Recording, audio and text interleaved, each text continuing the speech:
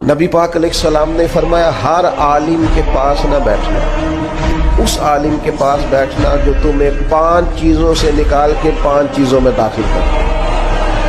یا رسول اللہ صلی اللہ تعالیٰ علیہ وسلم کون کون سی؟ تو حضور نے فرمایا اس عالم کے پاس بیٹھنا جو تمہیں شک سے نکال کے یقین کی طرف لے آئے، دوسرا وہ تمہیں ریاکاری سے نکال کے اخلاص کے زمرے میں لے آئے، اور تیسرا نبی پاک صلی اللہ تعالیٰ علیہ وسلم نے فرمایا وہ تمہارے دلوں سے دنیا کی خواہش نکال کے اور تمہارے دل میں تمہارے رب جو تمہیں آخرت میں چیزیں دینے والا ہے اس کی محبت تمہارے دلوں میں پیدا کر دے۔ اور چوتھے نمبر پہ نبی پاک علیہ السلام نے فرمایا اس شخص کے اس عالم کے پاس بیٹھو جو تمہیں تکبر سے نکال کے عاجزی کی طرف لے جائے۔